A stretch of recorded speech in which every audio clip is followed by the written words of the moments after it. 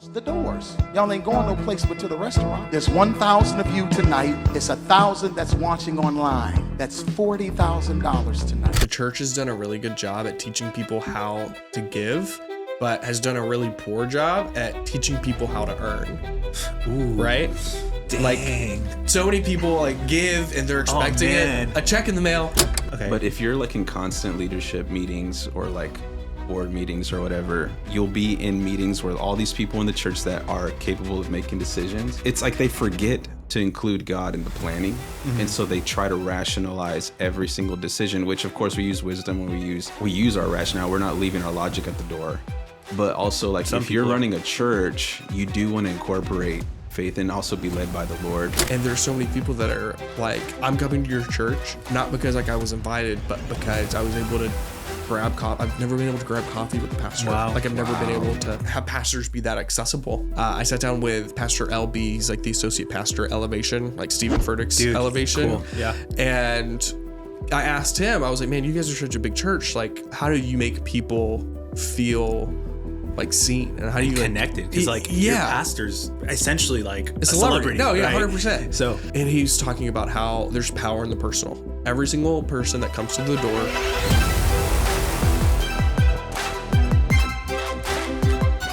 Hey guys, welcome to another episode of Saintified. Today we are here with a really special guest. We have a Brady Sticker from ChurchCandy joining us. So we're super excited about that. As you guys know, Saintified exists to encourage the saints and equip believers. So if you feel encouraged or equipped by any of what we do, we ask you guys would like and subscribe. Yeah, 100%. Yes, we love seeing all the testimonies that we get from you guys, just even in the comment sections and things that we've heard. Like, we also love in the person. hate comments, so keep those. No, keep them coming. Please don't. But we love hearing from you guys. So yes, just to echo what Gabe is saying, we love to hear feedback from you. If you have any questions or anything that you would like for us to cover on the podcast, please send them our way, because we will definitely do that. Yeah. So Brady, tell us a little bit about yourself and tell us about ChurchCandy. Yeah, man. So thanks for taking the trip down to Houston. For sure. Thanks for letting us use this space. Yeah, like man. Goals. This is an awesome studio. Yeah, it was, I would travel to interview our clients at ChurchCandy, and we would rent podcast studio space. And a lot of the podcast studios we would rent from sucked. And like I would get the footage back and it's just like, oh gosh. And so it just kind of made sense. Like, hey, let's just invest in building this out, get some gear, and just fly clients out. And now it's like, all right, I've got this guest bedroom in my house that's a podcast studio that sits empty like 90% of the time, 95% of the time. And so I'm glad we were able to come in here and chat. Yeah. So what is ChurchCandy for the person who's listening and has no idea? Yeah. So ChurchCandy, we are a company. We're on a mission to connect 1 million people to a local church.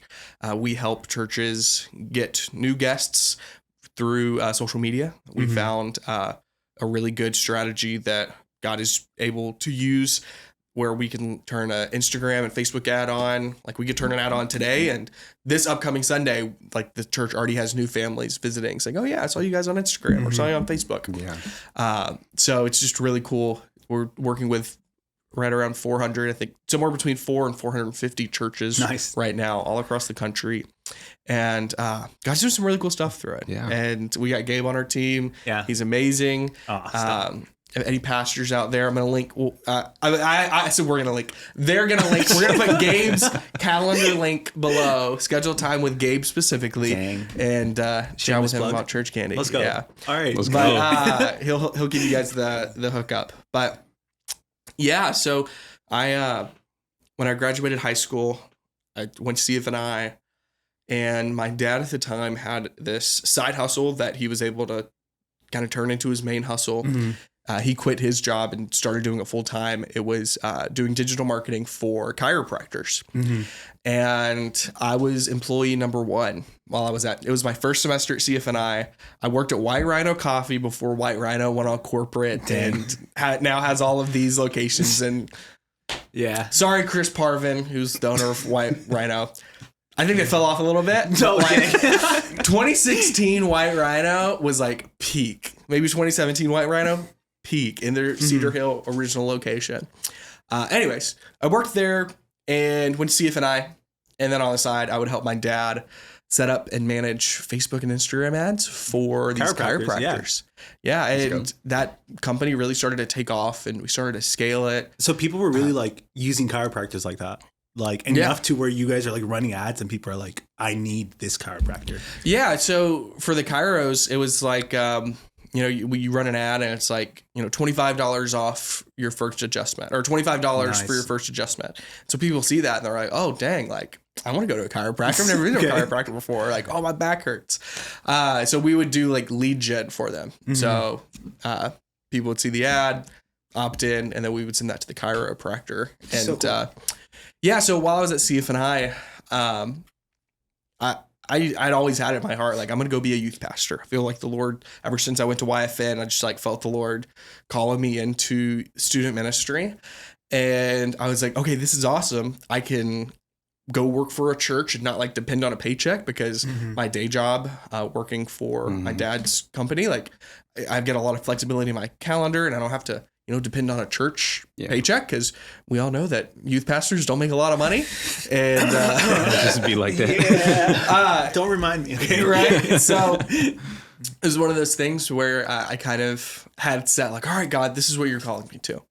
One day I show up to a morals and ethics class taught by, shout out, Kipling Bachelor. You guys know Kipling? I do. I think I took that same class. Yeah, man. And he had said, I'm not going to do the Jamaican accent. I thought about it. I'm not going to do it. I'm sure he would appreciate it. I'm sure he would appreciate it, but probably it's not good for business. He's like, hey guys, instead of going over like what I was planning on teaching today, I just felt like the Lord put on my heart. Want you guys to just spend some time in prayer and worship, pursuing God on like, what do you have specifically for me after CFNI? And I heard that and immediately thought like, oh, this isn't for me. Like, I already know, God, you're calling me to be a youth pastor and you're calling me to work at ChirurCandy and kind of do that. And so I immediately kind of just checked out. I was like, oh, I'll go scroll on my phone. And then I got convicted by the Holy Spirit. Wow. And just felt the Lord say, hey, don't ever exclude yourself and think that you know the plans that you have for your life. And so I was like, all right, no, I put my phone away and I was like, all right, God, what do you got for me? And it was in that moment that I just felt the Lord say that everything that I'm doing for these chiropractors, the local church needs that. Yeah. And that day I go home. This was 2018 in this spring. So I go to the married dorms, as every 19-year-old at CFNI. I had gotten married ring by spring at 19 years old, living in the married housing. And I tell my wife, like, hey, I feel like God's calling me to pursue this dream of like going to help churches with their social media and stuff. I think I want to graduate early. And so basically drop out, but like I already had a month left. So it's like, let me just graduate with a 2-year degree instead of the 3. And so through all of that, it started in a classroom where Kipling Bachelor, which now I know if you ever tell your students like, hey, I was going to teach this, but the Lord put it in my heart. Like X, Y, and Z. You just didn't have your lesson prepared. Kipling just wasn't prepared. And like that, I know now that's probably what it was. And I've told him that. We joke around about it. But no, it was in that moment. And so I essentially drop out of CFNI. I go do DBU's program. I'm in one semester. I'm like, oh gosh, I hate this. This is like, why am I doing this? But very grateful. My parents were paying for my school. And so they were very adamant. My dad didn't get a college degree and he wanted me to go to school. So I stuck with their online program, ended up moving here to the Woodlands, Texas to help. It was my wife's old youth pastor. His name is Michael Scobie, plant a church here in the Woodlands called Vibrant Church. And so we were a part of the launch team. They were an ARC church plant. So we were a part of the church plant. Sarah and I were student pastors. We were in charge of like the guest experience team. We were in charge of like, because I worked at White Rhino, I was in charge of making coffee in Sunday mornings before people came. So, wore a lot of hats. Yeah.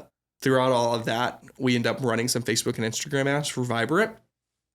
Did not work well at first. Like I would spend money for the church and no one would show up to the events from the ads. Did you kind of like pause and think, oof, maybe I was like wrong about this, dude, like during that process? So many times that, and like, you can go find videos of me, and please don't do this, but you can go scroll through like Facebook, and I archived them on Instagram, so they're not there anymore. But from like 2018 and 2019 of me like recording video content, not knowing what I was talking about at the time, but like creating content for pastors on how they can use social media to like get new guests and get people like, instead of just watching, just like walking into the doors of their church. And I was so discouraged. Like, God, I dropped out of school to do this. I'm seeing, because my heart was, I'm going to go through CFNI's 3-year program. And I essentially dropped out. Yes, I graduated their 2-year program. But, and a year had gone by. And I see my friends who graduated to the 3-year program, and I had made zero progress on ChurchCandy. And hadn't helped any churches yet. And I was devastated. I was like, God, like, why? Like I'm trying to follow what you call me to. I'm trying to do all these things, but what's like, did you really call me to this? Is this what you're wanting to do? So I'm very discouraged. That was in 2019. 6 months later, the world shuts down. Yeah. Do you guys know what would have happened? Imagine if I would have gotten traction. Yeah. Imagine if I would have started to help some churches and I quit my job and I'm going all in on ChurchCandy and helping all these churches, and then the world shuts down. All your progress was just deleted. Dude, I would have been crushed. Yeah. And so that really showed me, because it wasn't until 2021 where I actually like started to get some traction helping churches outside of just my local church I was serving at. And so that really taught me, like, okay, that kind of echoes back when I was at CFNI, kind of the plans that I think that I have for my life. Like God's plans are higher and greater than what we could think. And when we try to do it ourselves, it doesn't work. Right. So yeah, ChurchCandy, we, in 2021, we start to get some traction. My pastor, shout out to your pastor, by the way, for trusting you with like tithes and offering from the church. Dude, and that's the thing. Ads. Like whenever I would spend like $500 on a campaign for this event we were doing at the church and no one show up from the ads. Dude, that is so discouraging. Oh man. Especially for me, like $500 at the time. I was like, dang, like I didn't even tithe $500 last month because I didn't make $5,000. Like, so like, I just was, and he was so encouraging. Hey man, like it's all right. Like, wow. Like we'll try again next month. Wow. And so that was promoting the interest parties that we were doing. And I wish that I knew today. I wish I knew that back then. Yeah. Because now we work with these church planters and like we can just crush it. And we know how to like take someone that finds a church online and get them to show up. They didn't know that then. And so it's just really cool to see kind of where God's brought it to where now today, like we're working with 400 plus churches. That's crazy. We've got these church planting organizations like ARC Canada. They're having me speak at their conference on digital marketing. They're paying for all of these ARC Canada church plants. Yeah. They're paying for 3 months of ChurchCandy. That's crazy. For all of their church planters. And it just shows God's faithfulness. And I'm like in awe every single day of what God has done through us at ChurchCandy. Like for Easter this year, over 12,000 people were connected to a local church through ChurchCandy. And that just blows my mind. And like, I told you guys, we're on a mission to connect 1 million people to a local church. So we like track that every single week. And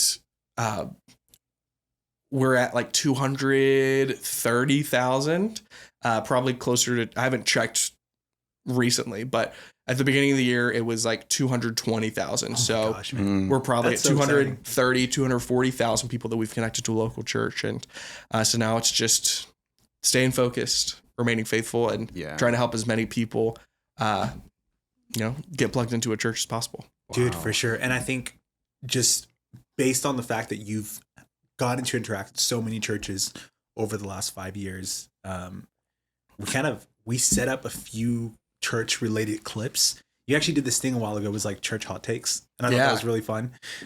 So these are kind of like church hot takes, but from other people. And we wanted to get your insight as someone who's worked with a bunch of churches. I'm sure you know a lot of pastors. But I feel like your insight could be really valuable on some of this stuff. All right, let's do it. From here, we can even talk about whether or not it's true. Like, hey, do churches need to change the way we're doing certain things in order to see success? But yeah, let's get into it. And I want to hear your thoughts on this. So one of the first ones. Close them This doors. clip is pretty- Ushers, close the pretty doors. popular. We've Close seen the this doors. one. Close the doors. Y'all ain't going no place but to the restaurant. There's 1,000 of you tonight. It's 1,000 that's watching online. That's $40,000 tonight. I'm challenging each of you all to give a $20 seed. But I need everyone standing up here with me, to plant a seed of $100. Because again, it costs to sit up here. So put your 20 away, preachers. That 20 wasn't for you. I said close them doors. Ushers, close the doors. Close the doors. Okay, I just want to. We can stop right then. Lock them doors. We've all seen this clip. Yeah. And it's so funny because actually, man, I don't want to put him on blast, but I know someone who knows him, and he's like, this isn't even the first time he does something like this. This is just one of the first times it's gone viral. I was like playing at a church one time, and he tried to like pass the offering tin to us musicians and tell us to put $20 in here. He like called me out by name. He was like, hey, I know you got $20 in your wallet.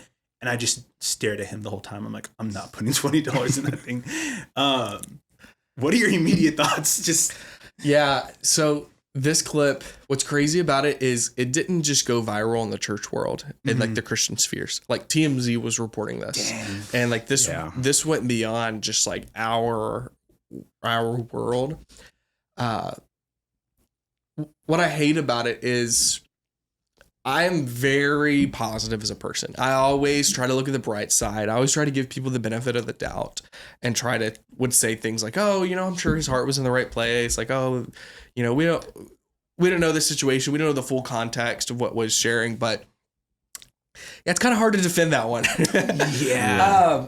So how can churches ask for donations in a way that isn't abrasive? Because they're a nonprofit, right? So like what would you say is like the best way for nonprofits to even, without locking the doors, say, hey, we need to raise for this thing? It's so good. So you guys ever hear the stories of Frida Lindsay doing that at CFNI? No. Yeah, I think so. I don't think I have. So obviously it was before our time, but while I was at CFNI, they would tell stories about how Frida Lindsay would do that exact same thing. Lock the doors? To where it was like, hey, we're not leaving here until we raise $10,000. Dang. Like she straight up said that from the stage. So I think it comes down to a couple things. Mm-hmm. I'm not defending him. I do know that in different church cultures, different things are like people get away with them more, right? Mm-hmm. Like I've gone to church conferences where I'm the only white guy there. Yeah. The way they take up tithes and offering and giving, it looks a lot different than maybe the way I would do it. And so I think I want to be careful whenever it comes to just like blanket statements on like church cultures. Oh, you should do this. You shouldn't do that. Because church looks different for so many types of people. Yeah. Like one of my friends, he helps run a house church, and there's like 20 of them. And like God's doing great things through their ministry and what they're doing. The way I would encourage them to like raise money and do tithes and offering looks way different than Marvin Sapp's church and what I would recommend for them. You know what I mean? Yeah. I think it does come down to this, the one commonality, whether you're a church plant with 20 people meeting in a living room or a mega church with 20,000 people. I think it needs to start with cultivating a heart of generosity. Yeah, for sure. Right? Yeah. The Bible says that the Lord loves a cheerful giver.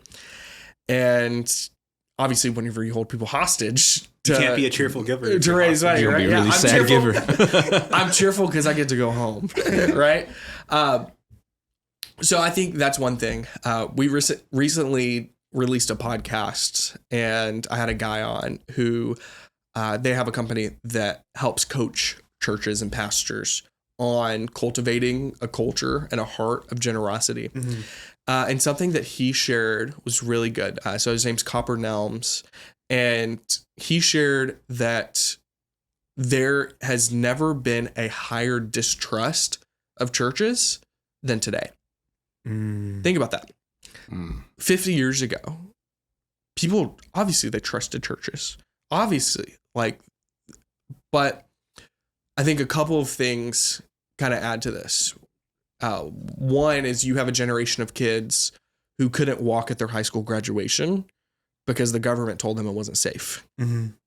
And then come to find out, they probably would have been fine, if they would have Yeah. had their graduation. And then you see the government cover up and lie about a lot of stuff throughout the pandemic. So that's one avenue. Yeah. The second is right here on social media. Every bad thing that a pastor does It's put on blast. is put on blast. Not saying that it's all okay. We've seen those Roy's reports on pastors that fall and have moral failures, and it breaks my heart seeing that. But that shows a distrust, that brings that cultivates a distrust in organizations as a whole. Yeah. And specifically churches. Yeah. So number one, does your church trust you? And he shared that if you're coming at it at a place of need, hey, we need this. We're locking the doors. We can't pay our bills if you don't pay and give. Well, what that shows is you don't manage your money well as a church in an organization. So why would I trust you with it? Dang. Compared to, hey, God's doing X, Y, and Z. We're believing for God to do X, Y, and Z. We would love for you to be a part of it. And so on that podcast, I'd encourage people to go check it out. He shares some tactical things that they do is every month they highlight how many new givers they had. Which when I first heard that, I was like, Interesting. oh, okay. Like a shout out, hey, this is their Yeah, but it wasn't but it's more of a, hey, can we just celebrate 40 families gave financially, sowed into God's kingdom and our ministry here for the first time. Can we give it up for that? Yeah. And so just encouraging people in that, and just some really cool things. And so I think number one comes down to your heart. Mm-hmm. What is it Dennis Lindsay always said? Oh, it's a heart issue. Mm-hmm. It's a matter of the heart, right? So it comes down to your heart. And I think if you have a good heart, whenever you're talking about money, that's going to be translated well. Yeah, for sure. Yeah. I've heard along with the Lord loves a cheerful giver. And then on the other end of that, it's if you're not giving cheerfully, just don't give. There was a pastor that I knew that he kind of emphasized that a lot in his sermon where he realized I can't just force people to give. And so he kind of just said if you don't like to give, then don't give. And what he actually found was his church started giving a lot more since that sermon, to where he didn't really have to, I could be misquoting him in this part specifically, but he didn't really have to keep preaching on giving because people realized oh, it really just is up to me. So maybe it's when people don't feel forced to give, they actually give more because it kind of opens up this realm in their mind, oh, I can just give from the abundance of my heart, Yeah. And so once you stop bending people's arm, twisting people's arm to give, I think you would probably see a lot more cheerful givers, right? Rather than resentful givers. I think the last thing you want is someone to give and then they have resentment because they gave. Then you're really never going to get that same person to give again. You know what I mean? Actually, that's so spot on. And I think there's something you guys do, you and your family, that I really admire. And I'm just putting you on blast here. You guys are always hey, we set aside money to take people out to eat. And I've been on the receiving end of that multiple times, and I love food. So thank you for that. But that kind of shows if that's something that you're practicing cheerfully, on your own, you're not going to need someone on stage telling you to do it in the first place. And I think even biblically, the Old Testament standard of giving was at 10%, right? Just baseline. It was hey, give your tithes, right? But in the New Testament, we see that bar get raised to give generously, Because you can give your 10% begrudgingly and be like, all right, I fulfilled my duty. I did my part, God. Versus give generously can look radically different than just 10%. Yeah. You know, something about that too, like just on generosity. I've noticed like there was a part like right before me and my wife got married, we were like really struggling with money. And we realized that if we want, not that it was like giving with a string attached, but giving with a mentality that if I want to be on the receiving end of it, right? Like I need to be a sower, right? If he gives seed to the sower, then I have to be a sower already, right? So we kind of picked that rhythm up of like, well, let's give what we can to the point it's a sacrifice, right? Like if let's say someone has $100 in their bank account, giving out $1 may not be as much as a sacrifice as giving $20. And so really it is like, it kind of measures. And so like month to month, right? Like whatever amount of money that we'll make for a certain month, it's kind of like, okay, well, what could we give that it's generous, but then what can we give to the point where it crosses the threshold until this is a sacrifice, right? There's a scripture that speaks like when you lend to the poor, you lend to the Lord. Yeah. And so we've kind of taken that mentality, and it's also crossed like, obviously like into how we give to the church. Like what about this where it's not just focusing on the 10% number, but it's what is actually a sacrifice for us to give to the Lord. And because of that mentality that we've walked in, we don't need anybody to kind of manipulate us, right? Like sow in your promise for $500. Lock in your prophetic word right now, $500, right? The lock in the prophetic word. Like receive it with like it's a deposit for your promise to come to pass, right? But I think coming in with that mentality has helped us to where even if somebody is wanting a goal or they're asking everybody give $20, right? Like we've kind of released that like grip on money so much to where it's like, for us, at least, it's not really that offensive when someone's like asking for a specific number, even though I would never do something like this in the clip, right?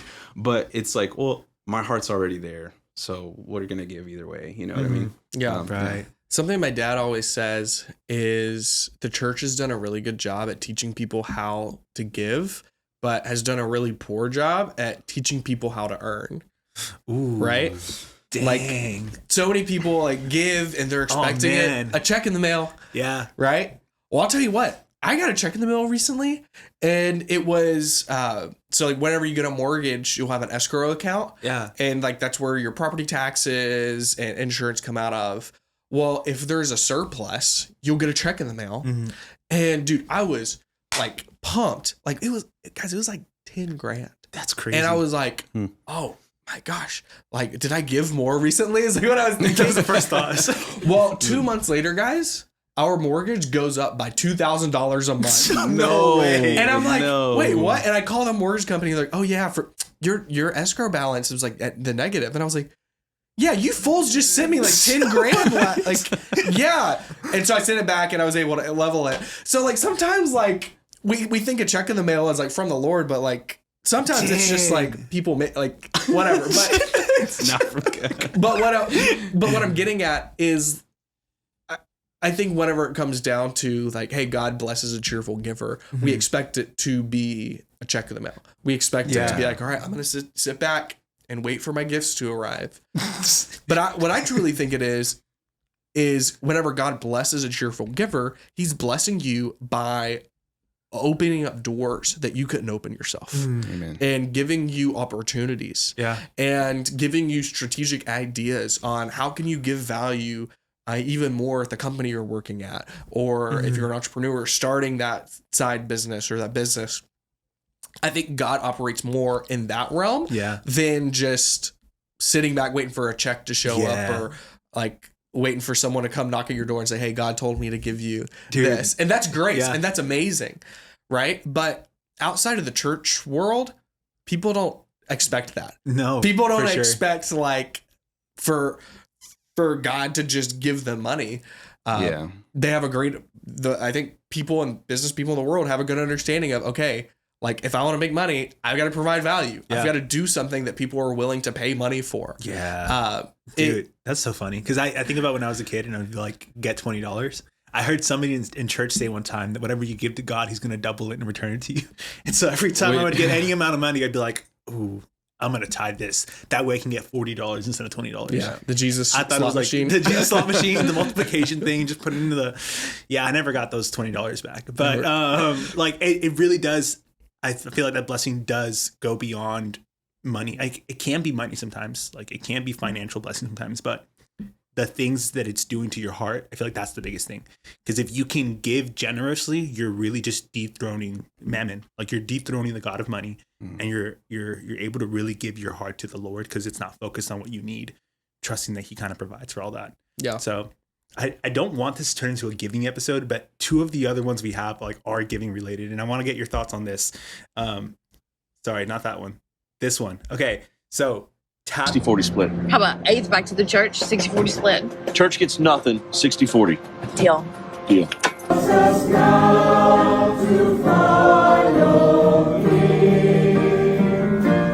What Baby Billy song? Okay, so how do we feel about tap to give in church? Is it a win or is it like an L? Like is it weird or is it cool? I love tap to pay in the church. And maybe this is controversial. I'm friends with the owner of Overflow. Have you guys heard of Overflow? Never. So they are a church giving software.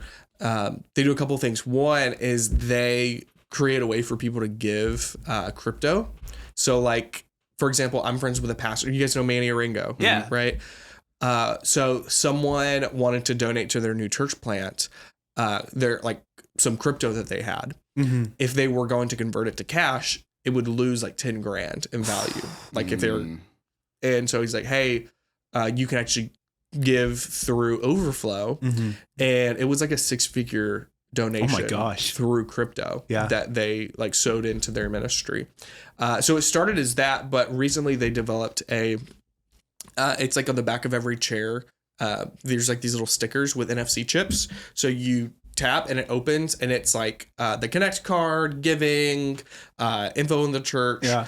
And so they make it just easy for people instead of having to scan a QR code or go to a certain URL or a pen and paper filling out a form. But it's more than just giving. I think it's great. I don't think there's anything inherently wrong with it. That like you could make the same argument like people that are anti tap to pay in church. You can make the same argument for online giving. It's just a way to give money. Like it. I don't see an issue with it. I think this clip specifically. First off, if you want to know what the world thinks of churches and church culture, go watch Righteous Gemstones. Like, have you guys seen that show? That's the one with Danny McBride, right? Yeah, so that's what the clip is from. No way. First off, hilarious. Like, it is so funny. And there's so many things on there that are very accurate with church culture, more like mega church culture. And then there's some things that are like, okay, at least my mind, I'm like, surely no, they're not. They don't actually believe this, They're right? not actually doing that, and it's very hyperbolic of it. And there's comedy, like it's a comedy. There's some funny parts on it.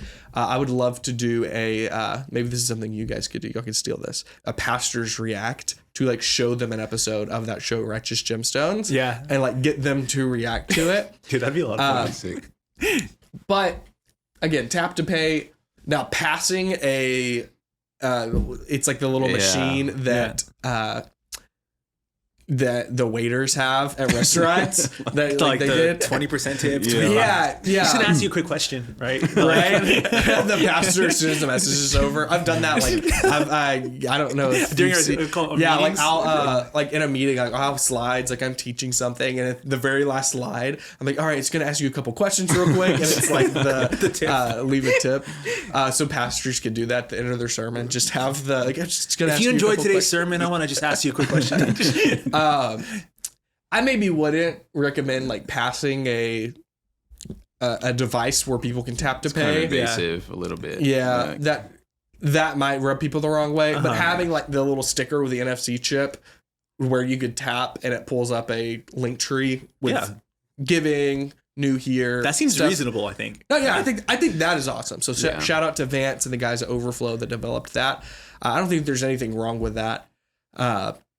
But yeah, I probably wouldn't pass a square card like tap to pay like that. For sure. Okay, this is gonna be like a break from like finances, but I saw this really interesting thread which says that 5 things that keep the back door of your church open. Yeah. I want to like kind of swipe through these. We're gonna look through them one by one. You let me know if it's true or false based on what you've seen with the over 400 churches. That, I'll let you know right now. Yeah. I reshared this on my story No whenever way. I saw it. Perfect. Okay, this works I'll out. get my Yeah. thoughts on all of them. Okay, so first one, no standards. If you don't define what's good, you can't replicate it or correct it. Your team drifts, your culture softens, your expectations become suggestions, and slowly people who wanted to be challenged start looking for a place with some clarity. Standards create consistency. Consistency builds trust. Without them, excellence is optional and the exit is inevitable. Dang, that sounds dope. So- like, This reminds me so much of something that Micah Steger used to always say, is that your culture is either set by design or by default. Yeah. Right. And that's in business and church, anywhere is your culture. And a big part of culture is like your standards of what you believe and don't. And so, yeah, 100%.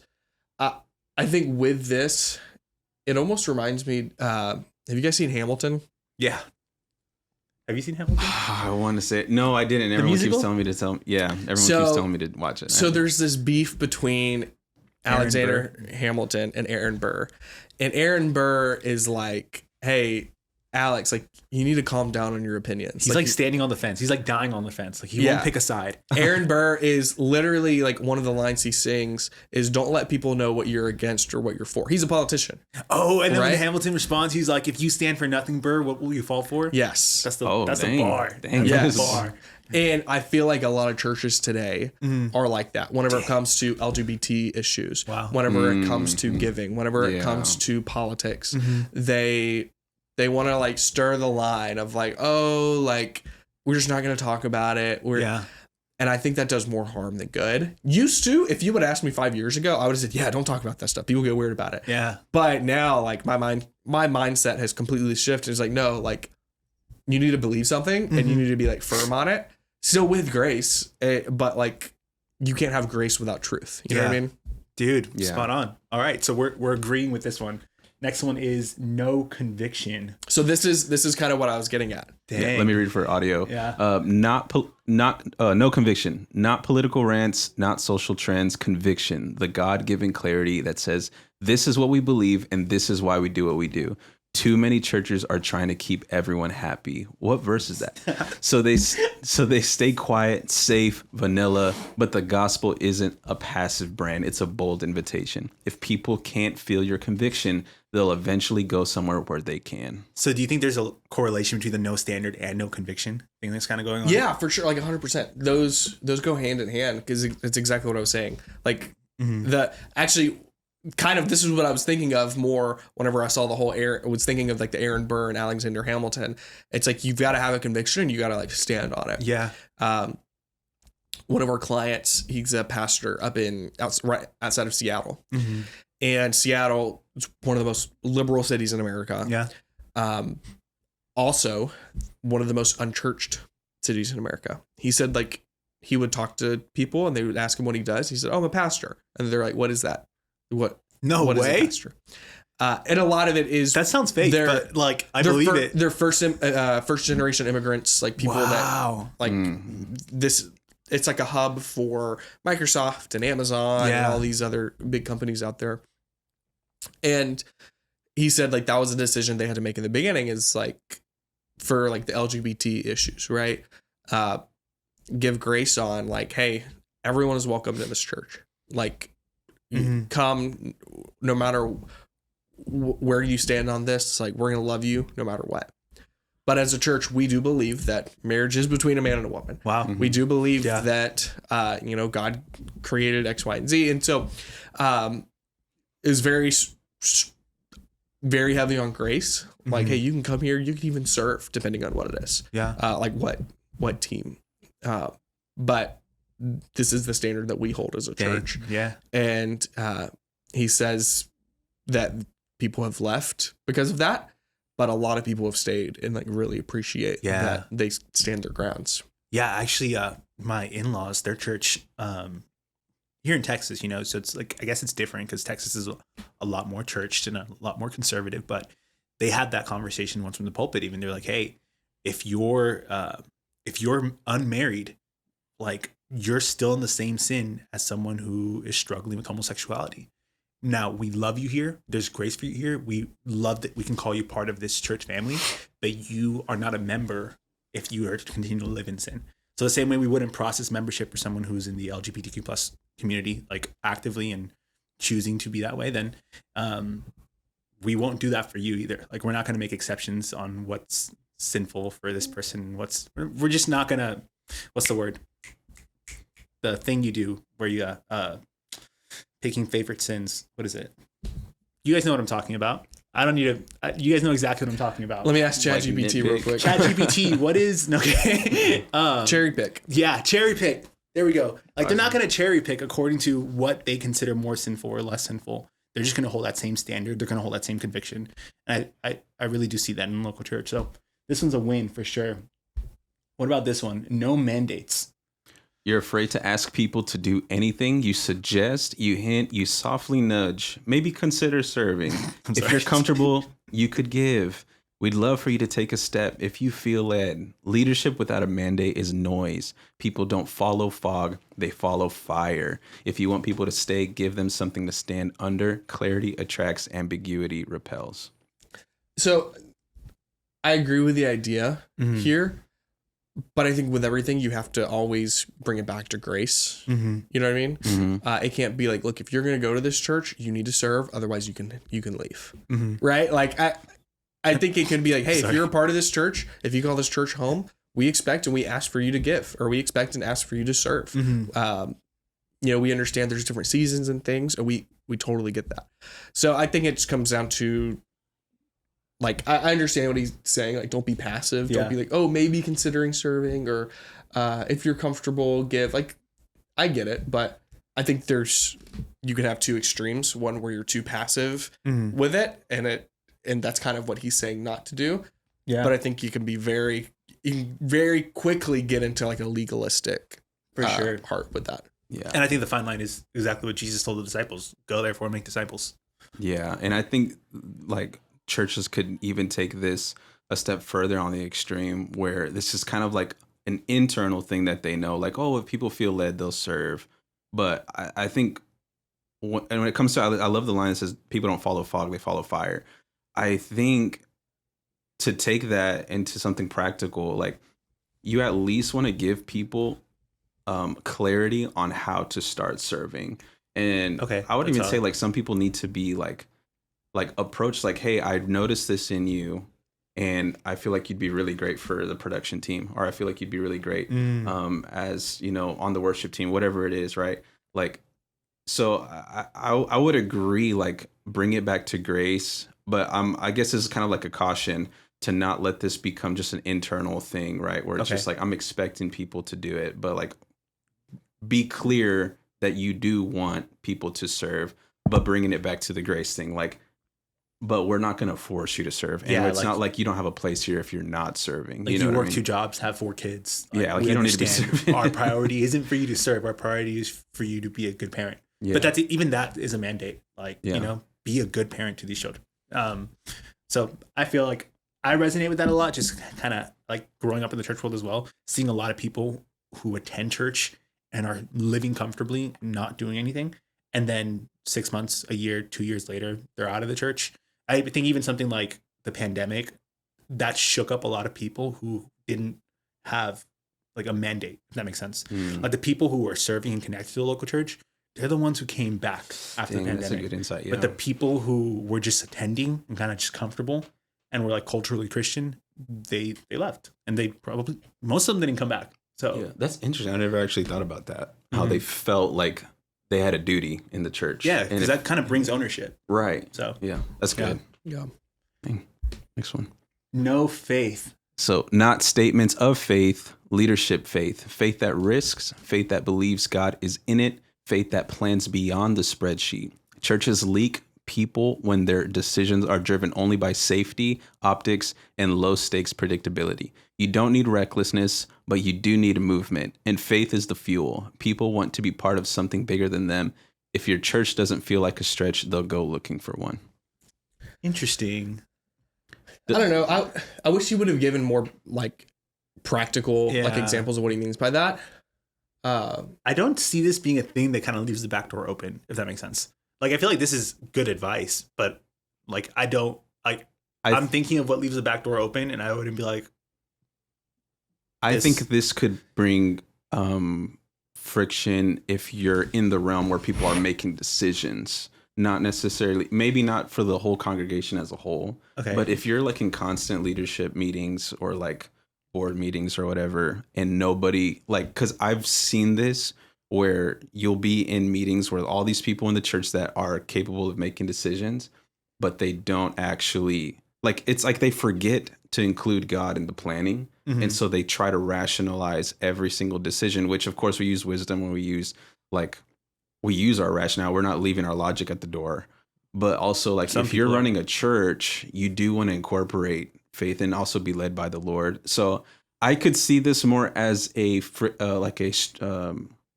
tension point for somebody Who's in in that leadership. meeting Yeah. that wants to trust God more, but the rest are really not in that habit of doing What's an that, example that you think make up a story of a church that like would or wouldn't be acting in faith, like specifically in this context?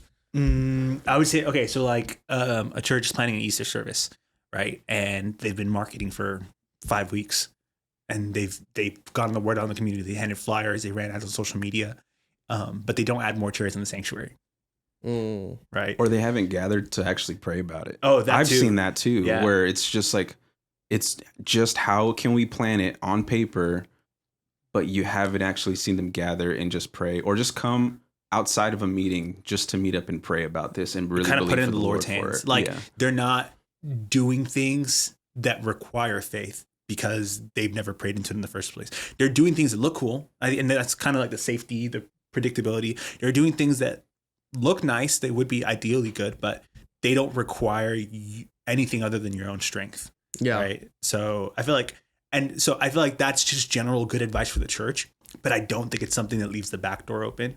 So was that 3 wins? Yeah. And like, I'll be honest, that if I was seeing that in the background, yeah.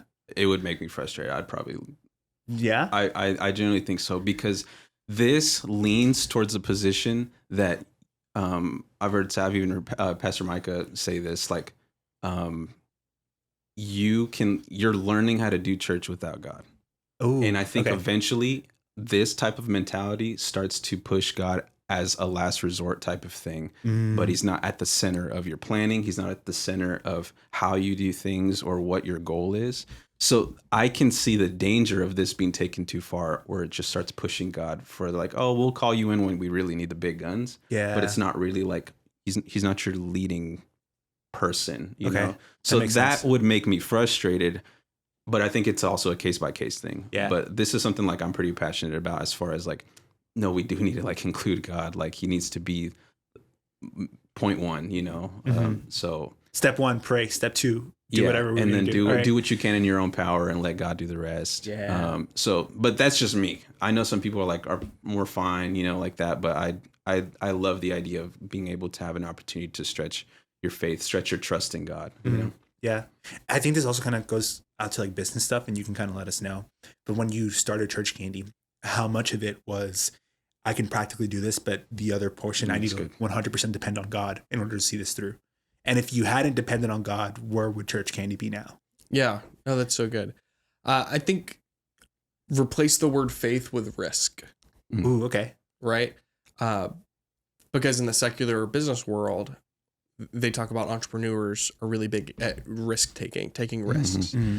The only difference is being a believer. It's like, I'm taking risk, but I've got faith Yeah. that God's going to do it. And in this season, for me, God has given me some really big dreams and some big things that, like I'll give you this. We're with Pastor Manny Arango. They're planting a new church, and I feel like the Lord called us to fund a full documentary. Like ChurchCandy would pay for it, and ChurchCandy would produce it, and we would make it happen. I was on a meeting yesterday with the director because I was just like, how much would all that, like, what is this going to cost? And he said it was going to cost $340,000. Okay. Oh wow. And I was like, dude, I could go buy a house for $340K. So you can't just like use your iPhone and like document Right? the whole No, documentary. But this is like big production. Yeah. Like, Okay.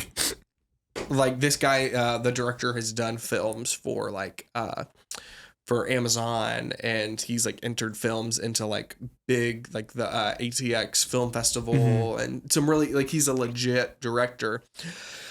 And he's a big believer, and he's done projects like this before. And so it's like, all right, God, I know you're calling me to do this, but how can I balance that faith? Yeah. And then just like wisdom of like, I don't know if I should throw like ChurchCandy's doing good. We don't got $340K just like sitting in a bank account. Yeah. Like, oh yeah, let's just put this here. So that's something that like me personally, I'm dealing with now. It's like, all right, God. But what's cool, before I had this meeting, I was praying like, all right, God, is this something you're calling us to? Because I knew it was going to be expensive. And they originally quoted me like $90K an episode. And then it was going to be like a 5-episode series. Oh, I'm man. like, and I'm like, all right, Lord. And then I was like, maybe. So I told you guys a story about Overflow and that. I was like, I wonder if they would be willing to invest in this project to be a part of it. And like, we really highlight Overflow, because the whole goal of this would be, yes, to tell Pastor Manley's story, but also to be like an expensive case study for ChurchCandy. Yeah. You know what I mean? To Definitely, like showcase like all of the people that got connected to his church through what we're doing. And so to do the same thing for Overflow and their online giving, where you can give crypto. So I'm on a call with Vance, and I'm telling him about the documentary project. I didn't ask him for money. I didn't ask him to be involved. Didn't ask any of that. And I just like tell him the vision behind it. And he's like, dude, how can we get involved? Like, No can way. I give you money? Can I write you a check today? And Can I overflow you some crypto? Right? Dude, no. And that was confirmation for me. Like, all right, Lord, like we're going in the right direction. Like your hands are on this. Otherwise, like you wouldn't have opened the store. And I didn't ask him for money. I didn't even do that. I was just sharing the vision and kind of what we were doing. Yeah. And so that was confirmation for me. Like, all right, like let's do this. Like God's on it. Yeah. But Yeah. it starts here with faith, because if I talk to any other like business coach or whatever, they're like, hey, like this is not gonna be smart. Like this is not gonna be wise. But we're trying to build something big with this documentary. Well, we want it to have a sense of virality that goes outside of just like the world that I'm a part of. And so we're praying for big things there. And so this is the first time. This is the first time for me to publicly talk about it. Dude, so, That's sick. Yeah. It reminds me of like Mel Gibson, like when no one wanted to fund his like Passion of the Christ project. His It's passion like, project. Yeah. So I'm sorry. I'm so bad. literally. but he funded it all out of pocket, and it made like It's $2 billion. crazy, I don't even yeah. know. It was in the billions, though. I Was want to it? say money No, wise. was it? I thought it was like in 100 millions.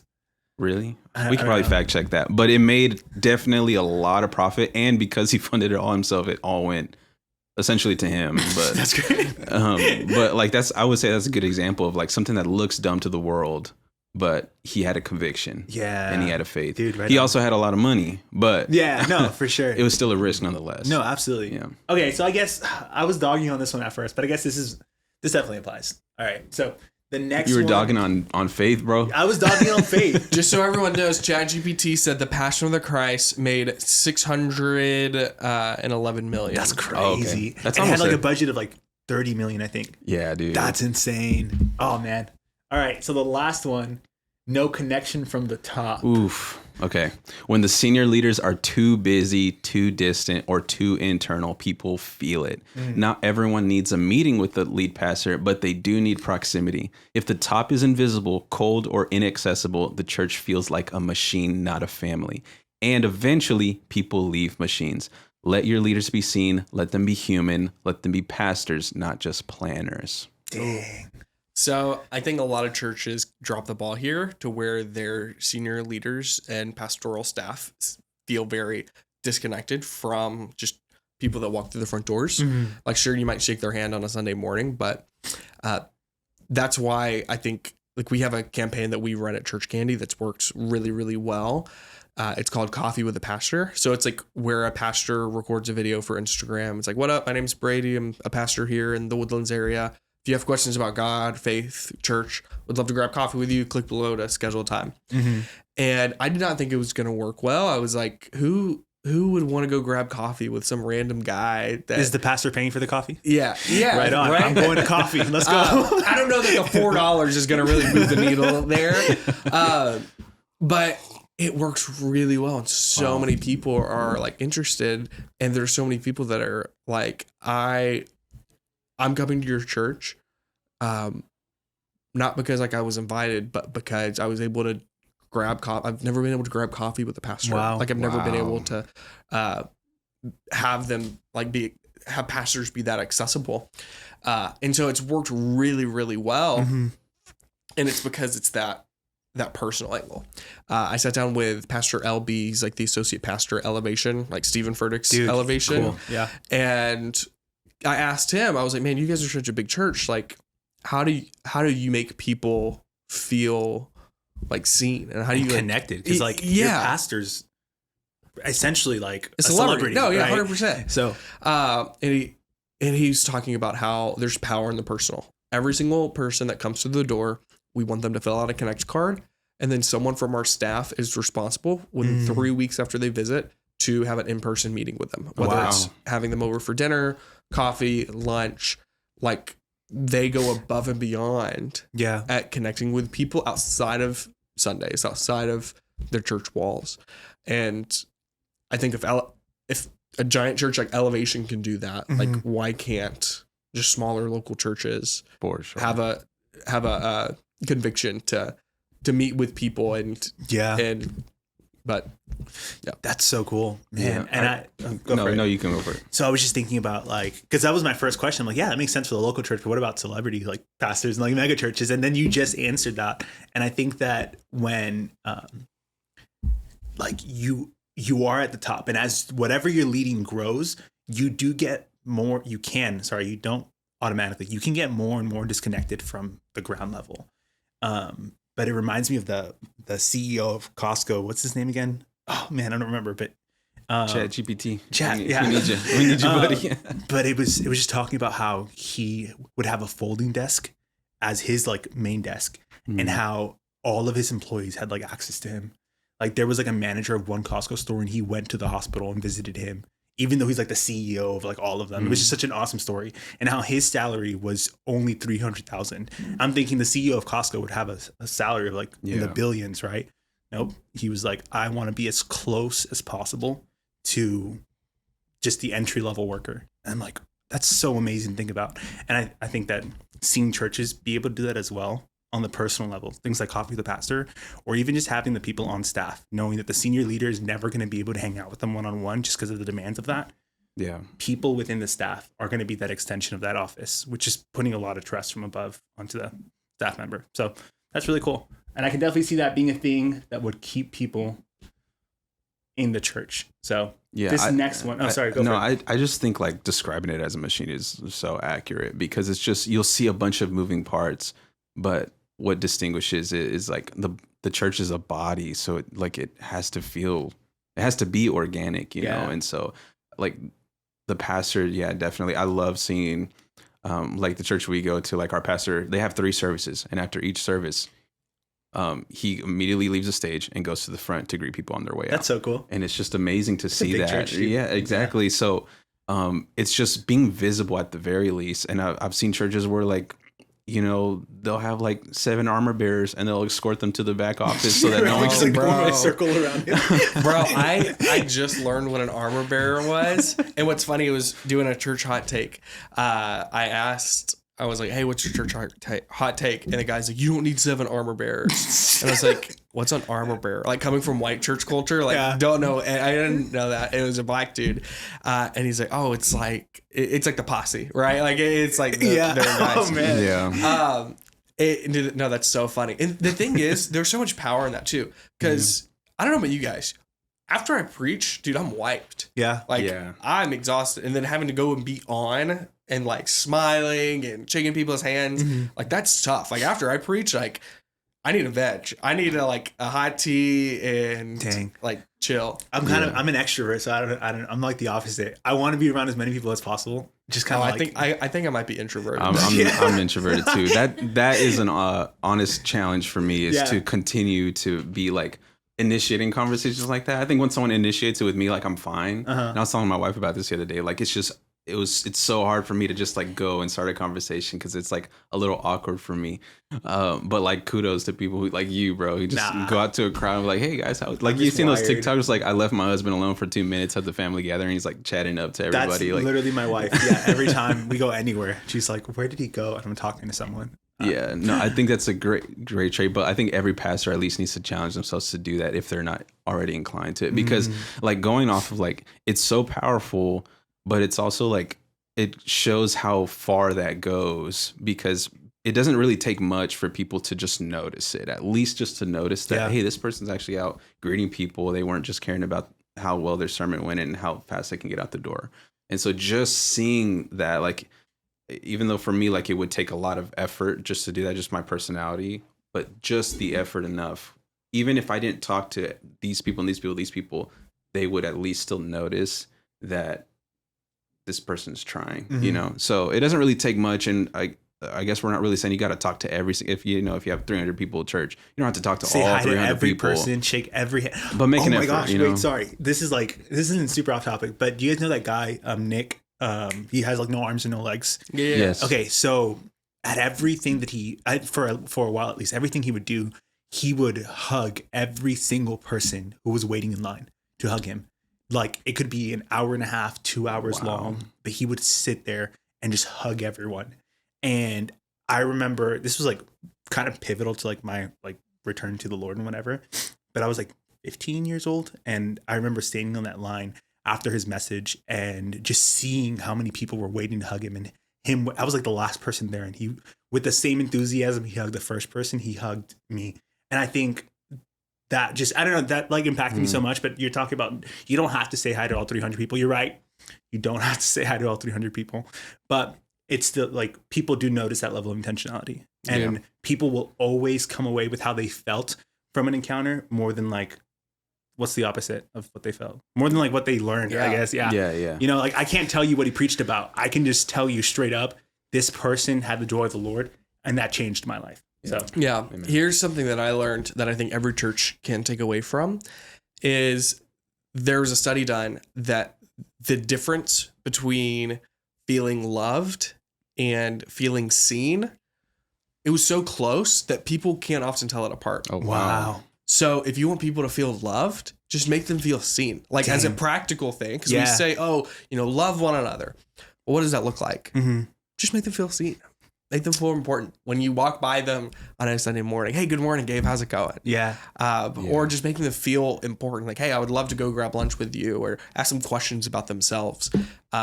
If you do that, like people are going to feel loved just because they feel seen by you, you know? Yeah, dude, that's so cool. Yeah, that's kind of like what Pastor Quentin Carter speaks about. Maybe you might have to fact check. What is it? Be known?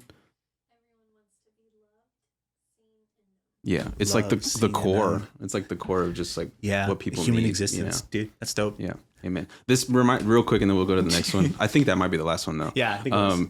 That reminds me, kind of a little off topic, but like in the secular realm, there was a CEO named Dan Price, and he in 2015 he took a salary cut from $1 million down to $70K, just so that his minimum standard of payments for all his employees would be $70K. Yeah.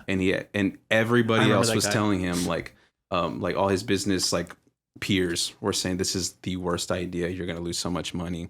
And I can't remember exactly how much, but like he definitely at least doubled or tripled his income in his company. His productivity grew like crazy. There were people, I think I remember seeing an interview of a family who was working there, like husband and wife, and they were like, we can finally have kids because we're both making this much money. We can like buy a house for we can buy a house, like, and it was so crazy. But a lot. I know I think Times, Business Insider, like a lot of people like reported it. And I think they made it like in the video, like everybody like pitched in and bought him like a new Tesla. No way. Oh, Like, that's sick. like it just the simplicity, like it kind of streams down the line of what we're talking about here. Just like when you take care of people, and like even if it's just like in a sacrificial way, like it goes so far. Yeah, Yeah. man. So Before we move on, so this guy Swebb, have y'all seen a lot of his stuff? No, it's Actually the first time. haven't. Yeah. So he is a coach for pastors. Yeah. And he's made a couple of posts before that are very like anti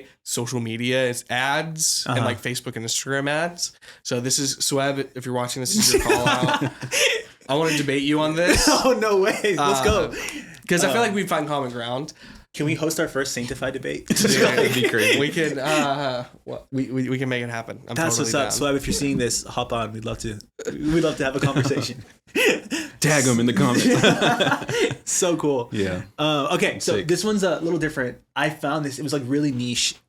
My friend was sharing it, but a Presbyterian church kind of had a conference, and they were going over some stats from a book called The Great De-Churching. And this was one of the conversations that was being had. We do think we're going to see a hollowing out of the middle-sized churches because of the amount of money that it takes to have a trained pastor, married with children, and all the cost that that is in a certain part of town, and a worship space that can take care of children. You can typically do that under 100 and over 400, but in between, I think we are going to be seeing that size disappear if we can't do something about it, which is really difficult for the kingdom, because that size church has incredible kingdom value, because you can be known in a way that you can't in the bigger churches, and you can be resourced in a way that you can't 100 or less. That's going to be a challenge. And so this was really interesting to me yeah. because, like, thinking about the majority of churches, I think the majority of churches are under 100, but there's just like, I didn't even know there could be a middle spot where it becomes like actually silly to do church. Let me see the caption. Like, Yeah, let it show a little bit more. For sure. My You church. can read it if you want. Okay, this is why I'm so intensely focused on church growth and evangelism. My church, Whatever the church whatever is, the church is right around 230 in worship attendance, not membership. In the last century, that was the perfect size. Now it's a danger zone.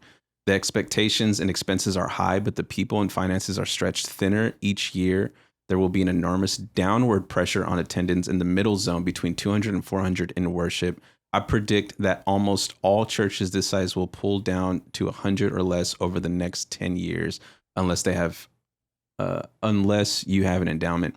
As far as my research goes, the only And this is Pentecostal church. Okay, church that has gone from this zone upward past 400 in attendance, the safe zone, in the last decade is Tower Hill Church, led by Jason Tucker, who generously shares his strategies at Reclaimed Leader. Yeah, and it just kind of so, goes yeah, on yeah, to yeah. like talk about their thing. But now this is something they're seeing in a more mainline denominational church. Yeah. But I think I've noticed this even like the middle-sized church that wants to have a staff so they can function, right? Mm-hmm. After like you hit 200, one guy with a worship guitar isn't going to be enough for a lot of people. Like they're wanting to do full bands, they're wanting to do like full productions, but it becomes harder and harder because you do have a church that should be having that stuff. I mean, like should be in quotes, but doesn't have the finances to sustain that stuff. What are your thoughts on that as someone who works with a lot of churches? I think the problem is we have developed like such a church culture to where we feel like, and even you just said, Yeah. oh, this church over 200, they should have this. That's not going to cut it. Well, I would push back on that a little bit. Why? Yeah, because It's culture. just culturally we feel like that should be the case. And I think it comes down to there's too many churches that are maybe above 100 that are in that 200 to 400 range that he talks about that are trying to be like the Mike Todd in Transformation Church, or trying to be like Elevation, or trying to be like VU. Like they're trying to be something they're not. Yeah. And that stretches resources. And there's like this point of diminishing return to where the church can't afford to do X, Y, and Z, but there's so many people, and there's this, this giant crowd and this critical mass to where you feel like you should have that, right? So I don't know. I mean, that might be true. I don't know if I buy like in 10 years all of those churches in that range are going to go down. Yeah. I don't know if I believe that. I would bet money against that. And that's something I'm trying to fight for at ChurchCandy. We're on a mission to connect 1 million people to the local church. And that's not just, most of our churches are under 200. Yeah. Like we don't, I don't think we work with any like if you define a mega church by a church over 2,000 people, I could maybe count on two hands the amount of like mega churches we work with. Like it's not maybe one hand. Like I don't think we work with hardly any at all. Yeah.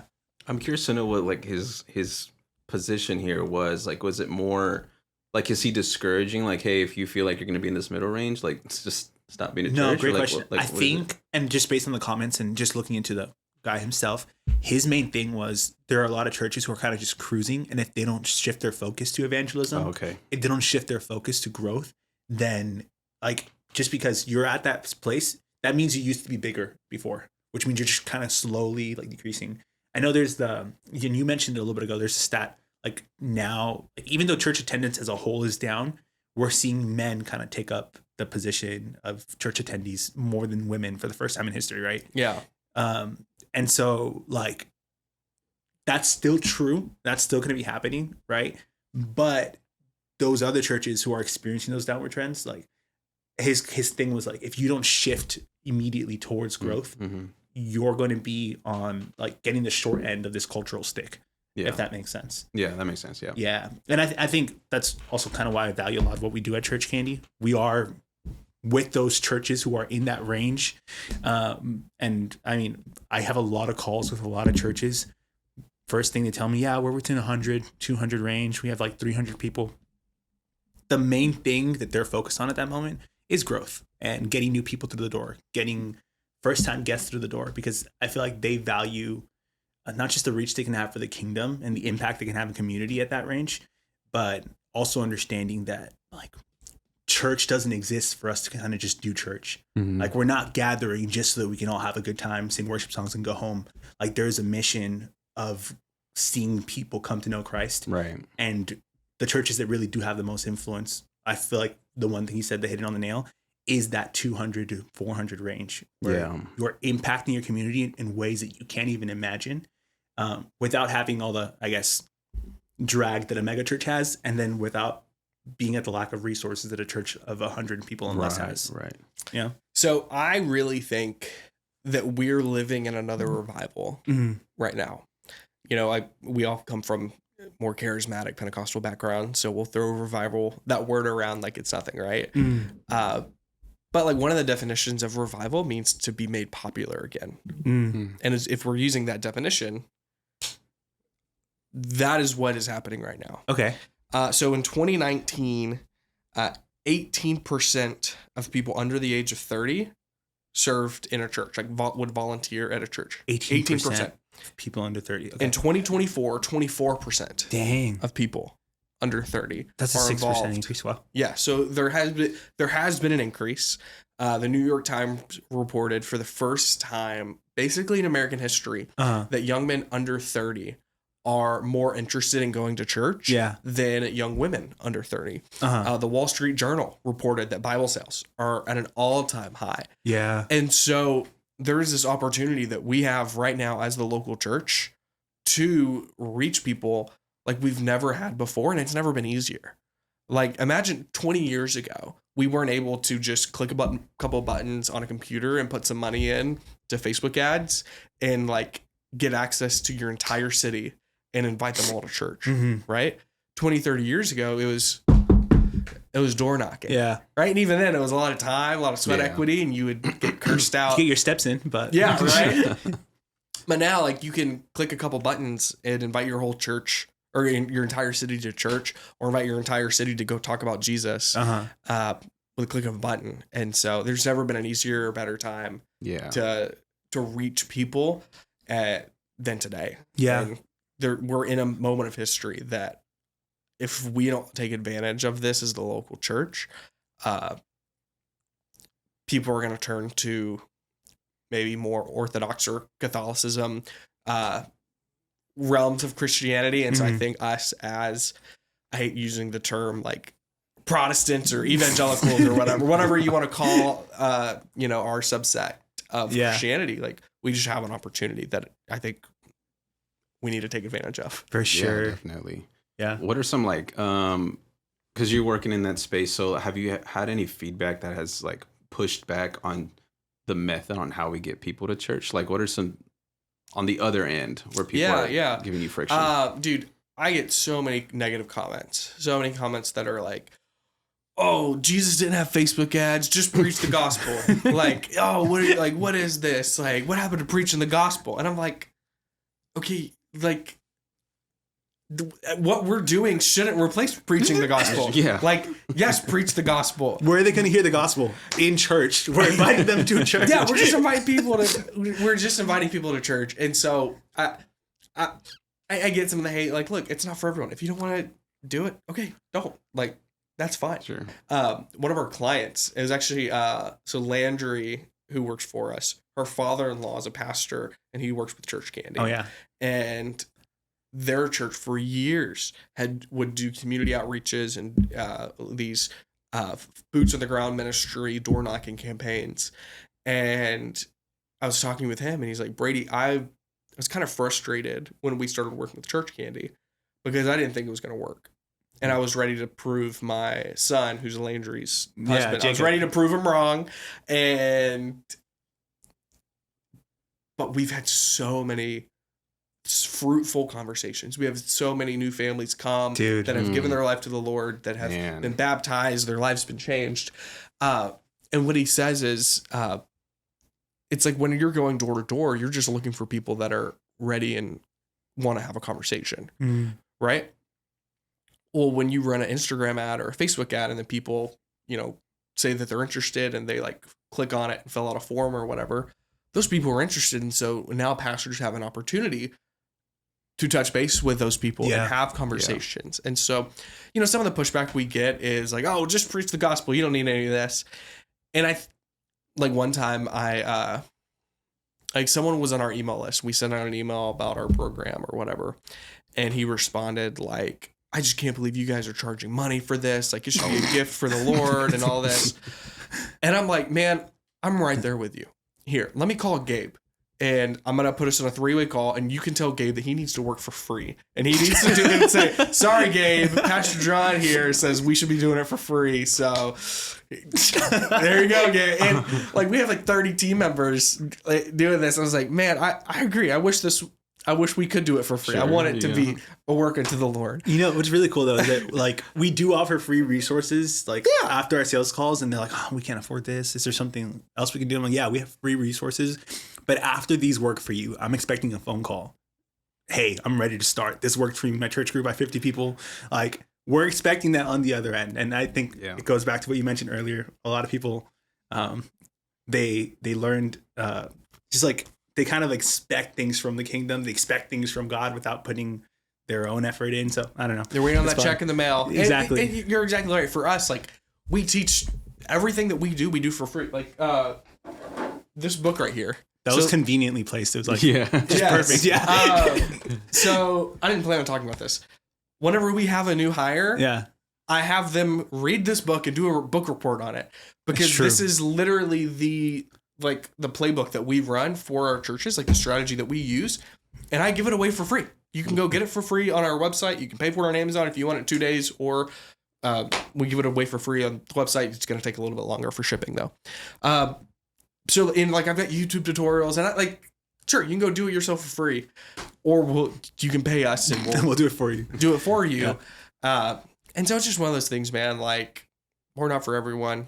We want to serve as many churches as possible. Yeah. I get it. So I have a few rapid fire questions, but I do want to point out, and this is so random, but in 2020, middle of the pandemic, I saw an ad for ChurchCandy. Oh yeah. And I was like, oh, this could be cool for our church. And so I signed up for the email blast, and I'm about to do the Plan Your Visit playbook to get in the mail. I was so down bad. It was $8 for shipping. And I was like, oh, maybe later. I won't order the book yet. Yeah. But I still get your emails for ChurchCandy stuff. And I'm like, I work here. It's funny because it's an email. It's like, hey, Gabe, what would you do if I could send your church 15 new guests? I'm like, I'm going to text Brady right now and be like, Brady, send my church 15 new guests. Yeah. Well, what's funny is now I've even taken that off to where now it's not even $8 for shipping anymore. Now it's just answer these questions, prove that you're a real church, and I'll send it to you. Like, Right on, we'll cover the $8. Dang, Back in 2020, like we didn't have the $8 to give the book away to everyone. That's so great. Okay, so one of my first questions, just is it more important for a church to have a good bathroom or good coffee? Good bathroom. Good bathroom. Yes. Right on. All right, cool. I agree. Do you agree? Okay. Are there too many churches in America or too few? Too few. If everyone in America wanted to go to church this Sunday, there wouldn't be enough seats. Oh, whoa. Dang. Seriously? Yes, 100%. That's crazy. I don't have like the numbers on this, but the Association of Related Churches, ARC, they've put out like studies and stuff on like, that's why like they're so big on church planting, because there's not enough churches. Dang. All right. Because like in the Bible Belt, you feel like there's so many. Like every corner is like First and Second Baptist Church, you know. So I actually never thought about like population either. Yeah, I always thought about about. Yeah, I mean, there's plenty of Christians, but wow. Okay, so should churches have longer sermons or longer worship sets? Equally both short. Both short. But I have a terrible attention span. Yeah. So like you have to be a great communicator to keep my attention for like anything more than 30 minutes. Okay, so like what's like the ideal service time in your opinion? So going back to what I said earlier, there's so many different church cultures, and you do you. I don't think there's one right way. This is just church. Brady. If Brady could pick his favorite flavor of ice cream church, I would say 70-minute service, and then we've got like 40 minutes of worship, maybe 45, and then the rest like transition, announcements, message. Mm-hmm.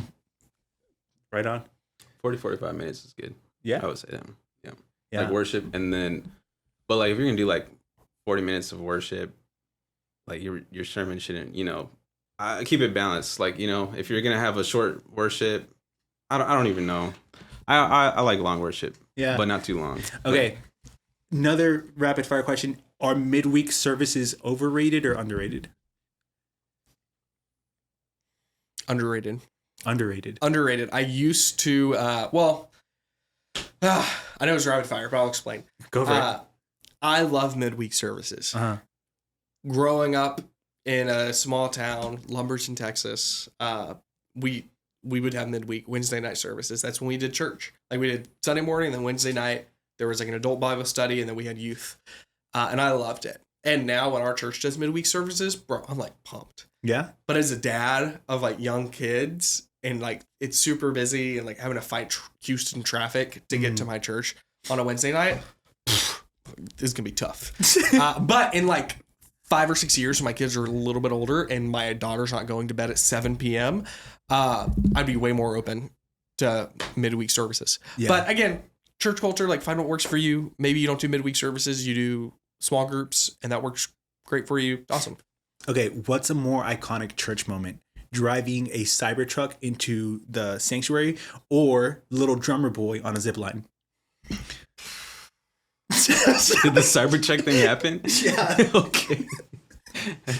Man, you're just giving, pastors with props. A lot of content.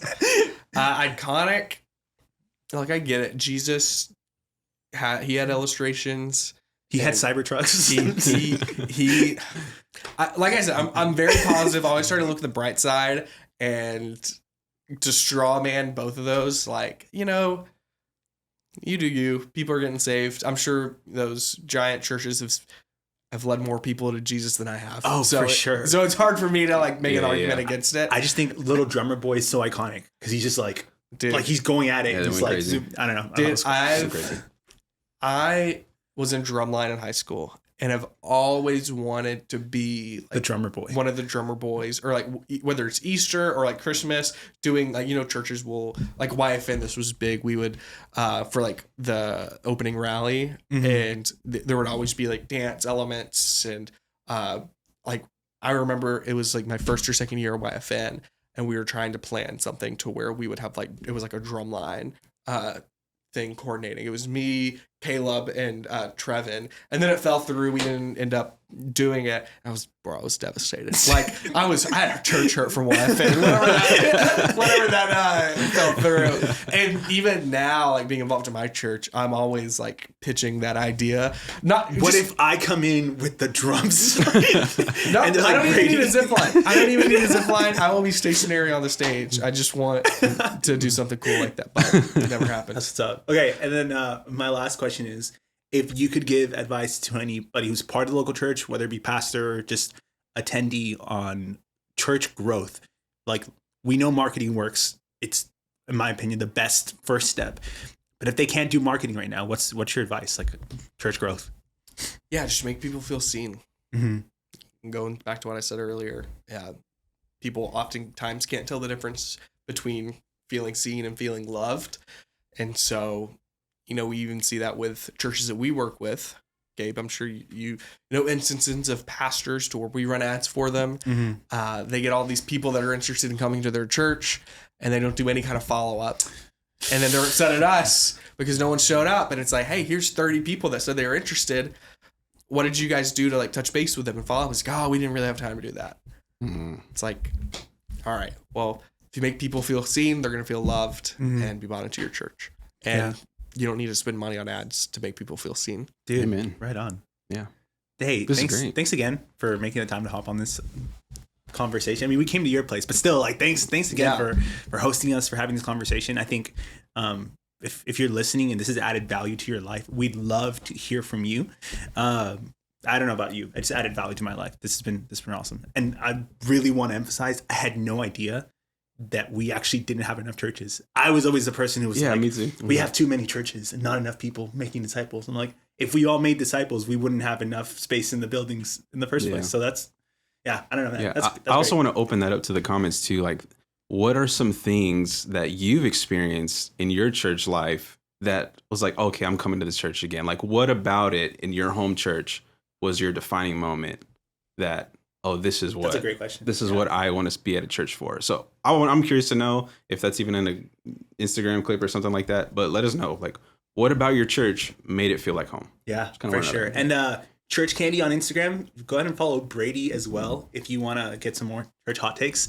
And if you're a pastor or a leader, schedule a conversation with us so that we can talk about how we can help your church grow through ChurchCandy.